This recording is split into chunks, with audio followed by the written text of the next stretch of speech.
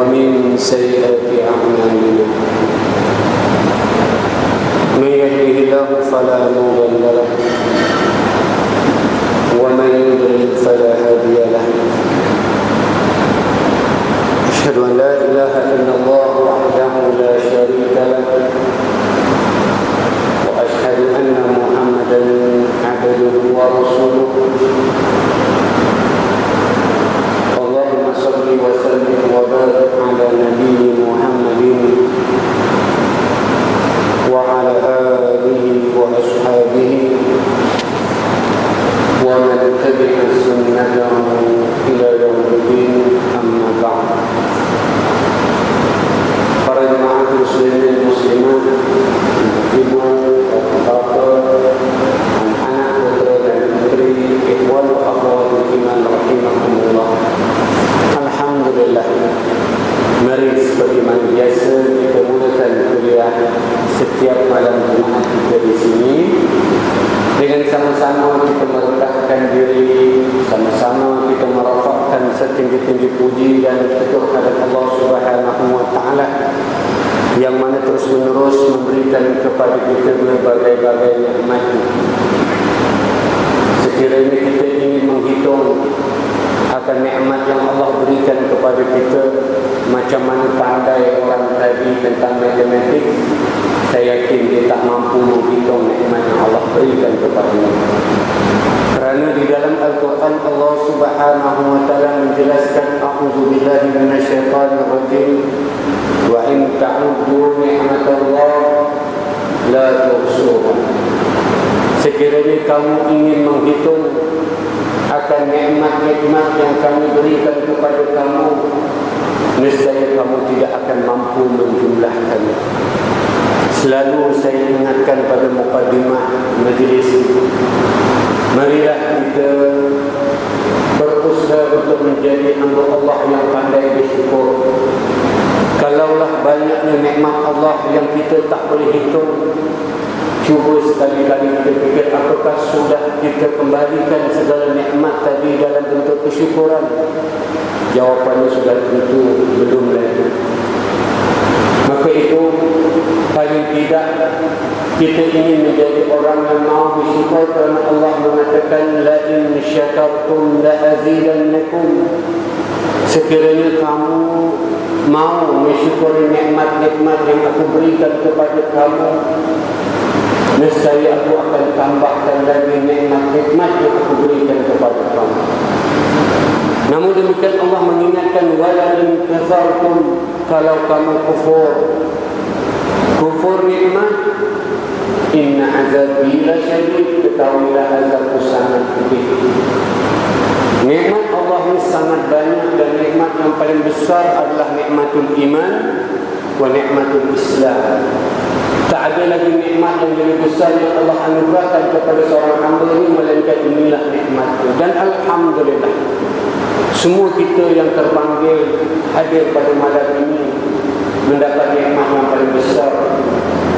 Jangan sampai kita kufur nikmat, kerana dalam hadis Nabi mengatakan 3 perkara yang Allah akan ambil ragut iman daripada seseorang hamba. Kata Nabi, tarkus syukri alal iman. Apabila orang yang diberikan iman mereka tidak mahu mensyukuri. Alhamdulillah, malam ini kita menunjukkan bukti bahawa kita benar-benar bersyukur terhadap iman yang Allah berikan kepada kita. Yang kita nak perpanjangkan nikmat tadi, kita datang ramai-ramai duduk di rumah Allah semata-mata dengan niat yang tulus dan ikhlas untuk mendapat nasihat. Nasihat ini satu perkara yang sangat penting, kerana berulang-ulang Nabi sebut ad-din nasihat, ad-din nasihat, ad-din nasihat. Agama ini adalah nasihat. Kita tahu ramai orang yang belajar agama, ramai guru yang hebat-hebat, tapi kadang-kadang tidak beramal. Sebaliknya melakukan perkara-perkara yang bercanggah dengan ilmu yang mereka pelajari. Kenapa? Mungkin kerana mereka tidak dinasihat. Maka itu nasihat ini sangat penting. Walaupun ilmu kita sedikit, tapi dengan nasihat tadi kita mengamalkan apa yang kita tahu.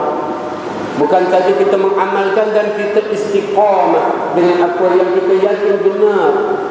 Dan ini lebih mulia daripada kita berbanyak ilmu tapi kita tak mengamalkan ilmu tersebut. Malam ini semua yang hadir saya yakin mengharapkan nasihat. Dan tidak ada lagi nasihat yang lebih baik melainkan nasihat terhadap kematian.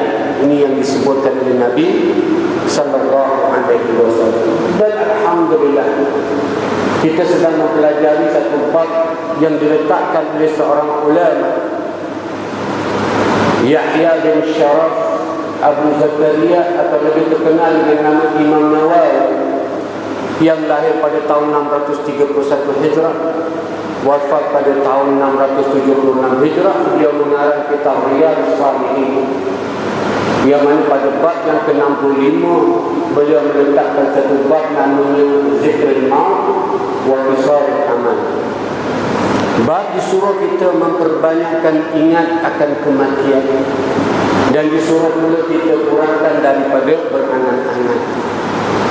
Niat kita yang terus ikhlas datang nak mengingat akan kematian ini, mudah-mudahan malaikat yang berkerumun mendoakan semua kita diberkati dan dirahmati Allah Subhanahu wa taala.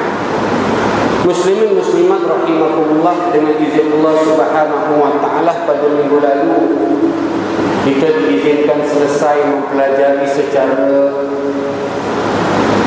apa yang kita mampu. Di sini kita hanya belajar membaca hadis menurut bab, dan kita baca terjemahan dalam bahasa kita yang saya cuba kutip daripada pendapat-pendapat ulama untuk kita kongsi bersama. Jadi ilmu yang sedikit ini mudah-mudahan dapat kita fahami dan dapat kita terjemahkan dalam kehidupan kita. Hadis yang kita ceritakan pada minggu lalu termasuk pada hadis yang ketiga pada bab yang ke-65. Kitab Riyadhus Shalihin mengandungi 372 bab. Kita masih lagi di peringkat awal, bab yang ke-65, bab Zikrul Maut wa Qisarul Amal, ataupun hadis yang ke-574 menurut urutan buku Riyadhus Shalihin daripada 1893 hadis. Hadis yang kita selesai mempelajari pada minggu lalu diriwayatkan oleh seorang ketua daripada banyak-banyaknya ulama hadis, namanya digelar sebagai Imam Al-Bukhari. Hadis itu diceritakan oleh seorang sahabat Rasulullah sallallahu alaihi wasallam yang masyhur, bahkan macam anak angkat Nabi, namanya Anas bin Malik. Anas bin Malik menceritakan, katanya khattan Nabi sallallahu alaihi wasallam hubub. Saya terjemah bahasa saya. Kata Anas bin Malik, satu ketika sedang kami duduk-duduk bersama dengan Nabi, beliau mengambil ranting pokok dan beliau menggariskan beberapa garisan-garisan di tanah. Lalu kata Anas bin Malik, Nabi bersabda sambil menunjukkan salah satu daripada garisan itu, kata Nabi, haziril aman, yang ini adalah ini angan-angan. Kemudian beliau tunjukkan garisan yang lain pula, kata beliau, wa hadza ajaluhum, adapun garisan yang ini adalah ajalnya ataupun kematian. Kemudian Nabi memperjelaskan, kata Nabi, fa bainama huwa kadzalika idza jaa al-harqul akbar. Kata Nabi, hati-hati kalaulah manusia terus ikut garisan yang ini, yang angan-angan terus, nanti akan datang garisan yang petunjuk yang namanya ajal ataupun kematian yang sangat dekat. Secara simpel dan mudah minggu lalu kita jelaskan maksud hadis Nabi sallallahu alaihi wasallam membuatkan tamsil, perumpamaan angan-angan manusia dengan ajalnya ataupun kematian. Tapi bijaksananya Nabi gariskan beberapa garisan supaya orang yang duduk tadi tengok, dia terasa nak ikut serta. Dia macam beberapa kali saya jelaskan di sini, Nabi orang yang sangat bijaksana. Kecil-kecil kita belajar rukun iman, beriman kepada Nabi sallallahu alaihi wasallam. Yang Nabi ni ada 4 sifat. Disebutkan sidq, amanah, tabligh dan furqanah. Ini 4 sifat wajib Nabi sallallahu alaihi wasallam. Jujur, benar, tabligh, menyampaikan, dan amanah. Disebutkan amanah tadi sebagai sidq dan dikatakan furqanah, artinya bijaksana. Bijaksana, cerdiknya Nabi dalam berdakwah yang kita nampak. Nabi SAW nak ajak orang ikut serta di dalam memikirkan apa yang beliau ajarkan. Beliau ambil ranting dan beliau garis-gariskan. Macam pernah Nabi SAW menggariskan satu garisan yang panjang. Kata Nabi SAW, "Hadza sabilullah." Ini jalan Allah. Kemudian Nabi garis-gariskan yang ujung-ujung banyak. Kata Nabi, "Wa hadhihi subul syaitan." Yang ini pula adalah jalan-jalan syaitan. Bijaksananya Nabi membacakan ayat Quran, "Wa anna hadha sirat mustaqima fattabi'uhu wa la tattabi'u subul fatafarraqa bikum an sabilihi." Kata Nabi, Quran Allah SWT ingatkan kepada kita, dan inilah jalan aku yang lurus, ikutlah. Dan jangan kamu ikuti jalan-jalan yang lain, kerana jalan-jalan yang lain akan mencerai-beraikan kamu daripada jalan Allah. Bijaksananya Nabi sallallahu alaihi wasallam. Walaupun zaman Nabi bukan kata tak ada whiteboard, blackboard pun tak ada. Tapi Nabi gunakan kaedah menggaris-gariskan di tanah. Kata Nabi, garisan ini yang aku nak tunjuk korang ni angan-angan manusia. Dan garisan ini pula ajalnya. Bila manusia layankan sangat, sibuk dengan angan-angannya, angan-angan mak jenin, berangan nak panjang umur, berangan nak jadi kaya, berangan nak pandai, macam-macam angan-angan, tapi tidak disusuli dengan amal, datanglah ini garisan yang dekat tadi, namanya ajal ataupun kematian. Minggu lalu kita jelaskan secara simpul. Pengarang kitab Riyadhus Shalihin yang alim, sangat warak orang. Beliau ni di antara orang yang expert tentang hadis. Beliau bawakan satu lagi hadis yang lebih detail dalam bab ini. Tolong rujuk hadis berikut. Hadis yang keempat menurut bab yang ke-65, ataupun hadis yang ke-575 menurut urutan buku. Bagi yang ada buku, tolong rujuk, saya bacakan. Disebutkan pada hadis itu, wa an ibn Mas'ud radhiyallahu anhu qala khatta an-nabiy sallallahu alaihi wasallam khatta murabba'an wa khatta fil wasati kharijan minhu wa khatta khutata sighar ila hadha alladhi fil wasati min janibihi alladhi fil wasati faqala hadha al-insan wa hadha ajaluhu محيطا به أو قد أحاط به وهذا الذي هو جارد وهو خارج أمله وهذه الخطاة الصغار الأعراض فإن أخطاه هذا نحشته هذا وإن أخطاه هذا نحشه هذا رواه البخاري وهذه suratuhu. Terjemahannya, dan daripada Ibnu Mas'ud radhiyallahu anhu, dia berkata, Nabi sallallahu alaihi wasallam membuat garisan yang berbentuk 4 segi. Kemudian beliau membuat garisan yang melintang di tengah-tengah garisan 4 segi tadi, dan garisan itu terkeluar sikit. Jadi macam 4 segi macam gini, ada garis tengah terkeluar macam ni. Kemudian beliau membuat beberapa garisan kecil lagi yang menuju garisan yang melintang di tengah-tengah. Dalam 4 segi tadi ada tengah garis yang keluar, dia buatkan garis-garisan macam itu. Lalu beliau explain, Nabi jelaskan, kata Nabi, ini adalah manusia dan ini pula adalah ajalnya yang meliputi diri manusia atau memang telah meliputinya. Nabi tunjuk yang tengah-tengah ni manusia, yang keliling ni adalah ajalnya. Adapun garisan-garisan yang kecil pula, kata Nabi, adalah gangguan-gangguan yang selalu menghinggapi manusia. Maka apabila terhindar satu daripada garisan tersebut, mungkin akan terganggu dengan garisan yang lain pula. Atau siapa yang terhindar daripada yang lain, mungkin akan diganggu pula yang lain. Diriwayatkan oleh Bukhari. Kemudian kata pengarang, di bawah ini ada surah ni, ada gambarnya. Yang ada buku anda tengok, pengarang tulis gambar. Gambar 4 segi, tengah ada garisan, terkeluar sikit. Kemudian ada garis-garis dalam kotak itu. Lebih kurang macam itu yang digambarkan oleh para ulama. Seperti mana biasa orang yang belajar hadis kena tahu kedudukan hadis dulu. Disebutkan rawahul Bukhari dalam bahasa kita, iaitu diriwayatkan oleh Bukhari.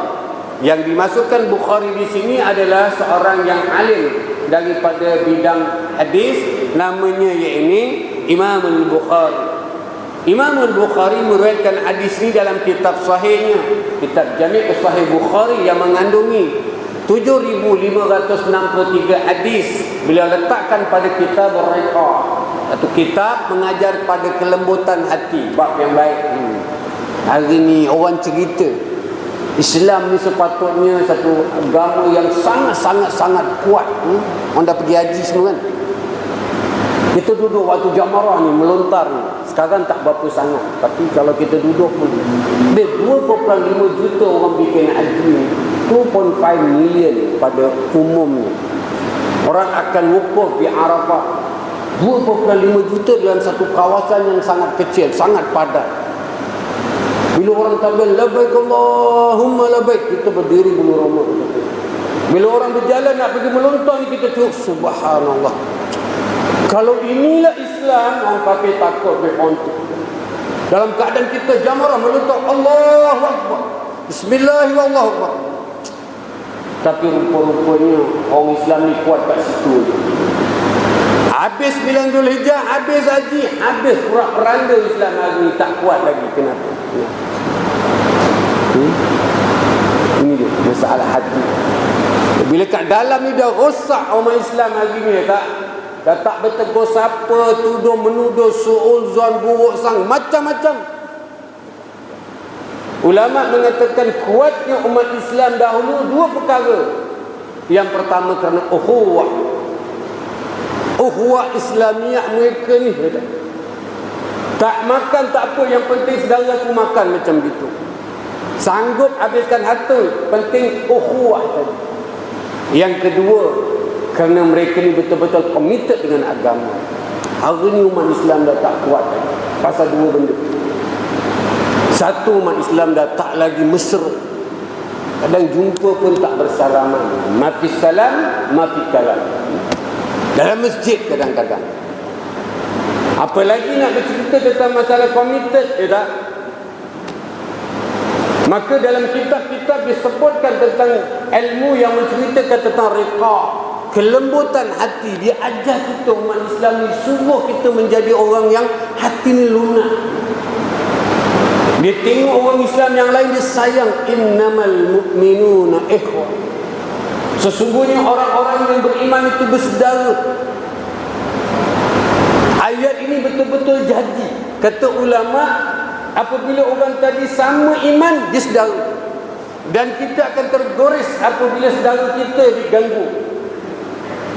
Lama dulu kes Bosnia umpamanya.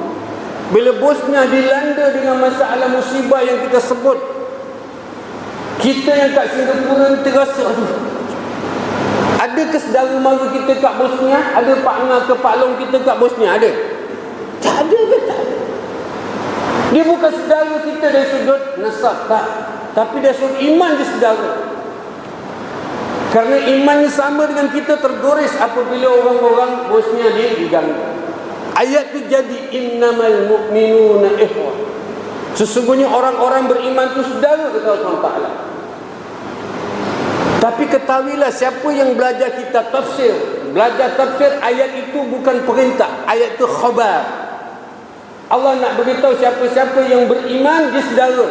Perintah ayat tadi, fa aslihu baina akhawaykum, maka hendaklah kamu berusaha untuk mempereratkan tali persaudaraan itu. Itu dikecilkan. Bukan mendabik dada semua orang Islam saudara kita, bukan. Itu bukan perintah. Ayat itu adalah khabar. Dia hanya beritahu kepada kita, siapa-siapa yang beriman, walaupun di Cina, walaupun di Negro, walaupun di Gurga, walaupun di Bangla, walaupun di Melayu, walaupun di Arab, dia saudara. Dan tak ada orang yang lebih mulia. Inna akramakum indallahi atqakum. Tak ada. Kecuali orang yang paling bertakwa, itu yang mulia. Tapi perintah ayat tadi, fa aslihu, hendaklah kamu berusaha untuk mengeratkan tali persaudaraan. Itu ayatnya, surah Al-Hujurat kata. Hari ini apa usaha kita untuk memperdamaikan, pereratkan tali persaudaraan umat Islam? Tak ada. Kadang-kadang masalah titik bengik, kadang-kadang masalah remeh-temeh, masalah furu'iyah boleh bergaduh gitu. Agama ajar kita ada satu bab kelembutan hati. Dia tengok orang Islam, dia sayang, dia kasih. Ini yang kita nak sebutkan. Imam Bukhari letakkan satu bab macam itu dan kita kena belajar. Orang belajar agama ni mesti jadi baik. Belajar agama jadi gangster, something is going very, very, very, very wrong. Tak tu kitab dia ke, guru dia ke, dia ke mesti salah. Man yuridillahu bihi khairan yufaqihu fid din, kata Allah, kata Nabi sallallahu alaihi wasallam. Siapa yang Allah nak iktiraf dia jadi baik, Allah nak anggap dia orang baik, maka dia kena faham agama. Artinya orang yang belajar agama, dia faham agama, dia mesti natijahnya baik. Baik menurut kacamata manusia, lebih lagi daripada kacamata Allah Subhanahu wa taala. Tapi kalau dia makin belajar, banyak guru-guru hebat-hebat semakin jahat, sebenarnya dia bukan orang yang faham agama. Dia tak faham agama. Ini yang selalu kita war-warkan. Sepatutnya orang yang belajar agama ni jadi baik, hatinya lembut, lunak, sayang sesama Islam. Muhammad Rasulullah walladzina ma'ahu asyidda'u 'alal kufar ruhama'u bainahum. Kata Allah, Nabi Muhammad sallallahu alaihi wasallam adalah utusan Allah. Dia tegas terhadap orang-orang kafir, akan tetapi ruhama, sangat berkasih sayang sesama mereka. Ya, ini orang Islam. Benda ni tak akan berlaku kalau kat dalam ni kotor, sampah, kotor boloh tak akan jadi. Maka hati ni kena kasih bersih dulu. Ni jangan minum klorok, nanti jalan. Ala bi zikrillah tutma'innul qulub. Ketahuilah, dengan banyak ingat Allah, hati akan jadi tenang, hati akan jadi bersih. Artinya ingat Allah dengan ayat-ayat Quran, hadis-hadis Nabi sallallahu alaihi wasallam itu diceritakan. So hari ini tolong stop, apapun mazhab anda, apapun guru anda, apapun firqah anda, buang semua. Kita boleh berbeza dalam masalah fiqh, kita boleh berbeza dalam masalah yang bersangkut paut dengan furu'iyah, tak ada masalah. Tapi hati kita satu. Innamal mu'minuna ikhwah. Ingat ini. Kita boleh berbeza dalam hal-hal furu', benda-benda kecil, tak ada masalah. Tapi benda yang kecil itu jangan sampai dijadikan perbalahan.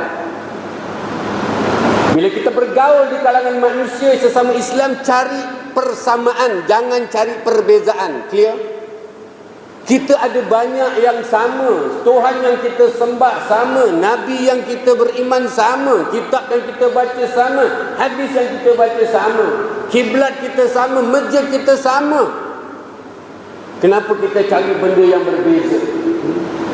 Perangai manusia dia suka cari benda yang tak sama. Bila tak sama je, tak geng lah. Jangan cari yang tak sama, cari yang sama. Banyak yang sama daripada yang tak sama. Okay? So tok guru hari ni kena jadi orang baik, dan dia kena ajar dan disiplin anak murid dia jadi baik.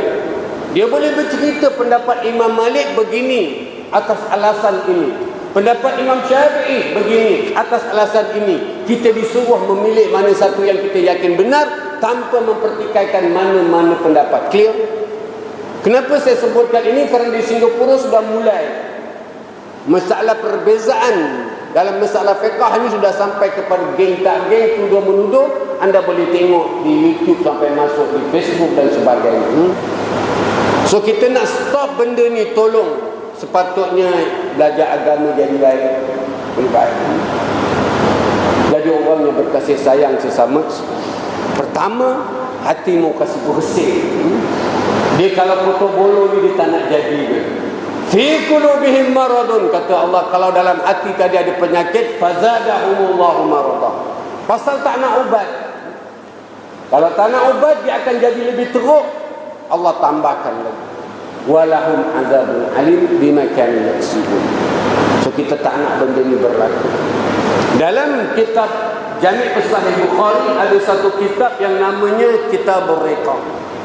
Kitab kelembutan hati. Dalam kitab itu ada babul amali wa qulahu. Bab yang menceritakan tentang angan-angan dan panjang angan-angan. Daripada 7,563 hadis itu termaktub dalam kitab Sahih Bukhari, hadis yang ke-6,417. Hadis sebelum kita belajar hadis 574, kemudian 6418. Jadi dua hadis yang sebelah-sebelah diriwayatkan oleh Bukhari. Cuma bezanya hadis kali ini adalah diceritakan oleh Abdullah bin Mas'ud. Hadis sebelum diceritakan oleh Anas bin Malik. So matan hadis hampir sama, berbeza dalam bentuk untuk menyampaikan saja, tapi cerita daripada berbeza sahabat. Tolong rujuk disebutkan wa ani bin Mas'ud radhiyallahu anhu, bahasa saya. Dan daripada Ibnu Mas'ud, semoga Allah meridainya. Maksudnya hadis kali ini diceritakan oleh seorang yang bergelar anak laki-laki kepada Mas'ud ibnu anak laki-laki, son of Mas'ud. Jadi anak laki-laki kepada Mas'ud. Hadis yang keempat yang kita pelajari, bab yang ke-65 ataupun hadis yang ke-575, diceritakan oleh seorang yang namanya Abdullah bin Mas'ud. Minggu lalu dan beberapa minggu saya sebutkan, bila baca hadis ada nama tadi kemudian diikuti dengan radhiyallahu anhu, radhiyallahu anha, radhiyallahu anhuma, radhiyallahu anhum. Tak, semoga Allah meridainya. Tak, itu nak menunjukkan nama tadi adalah sahabat-sahabat Nabi sallallahu alaihi wasallam. Ini kita dah jelaskan minggu lalu. Bila sebut nama Abdullah bin Mas'ud, kemarin kita dah jelaskan pada hadis yang ke-569 kalau anda rujuk. Sekarang kita ada 575. 569 kita dah jelaskan sejarah Abdullah bin Mas'ud. Tapi saya catat di sini 2 hari bulan 12 2013. Belum setahun lah. Tapi saya yakin ramai dah lupa ni, tengok muka. Dia belajar di waktu kecil bagaimana mengukir di atas batu. Belajar ketika dewasa bagaimana mengukir di atas air. Kalau kecil-kecil itu, kalau kita nak kasih faham anak-anak memang susah. Budak-budak tak berapa faham. Lebih-lebih lagi anda dah belajar hadis. Jangan anak kita 5 tahun datang, "Dek, okey, ayah nak bacakan hadis Bukhari." Dia tak faham, dia tak faham. Nak ajar budak-budak memang sangat-sangat susah. Tapi once dia masuk, dia tak keluar lagi. Macam kita mengukir pahat di batu tadi, tak susah nak kena ambil pahat, nak ambil ketul besi, tak. Tapi bila terpahat, dia melekat betul-betul.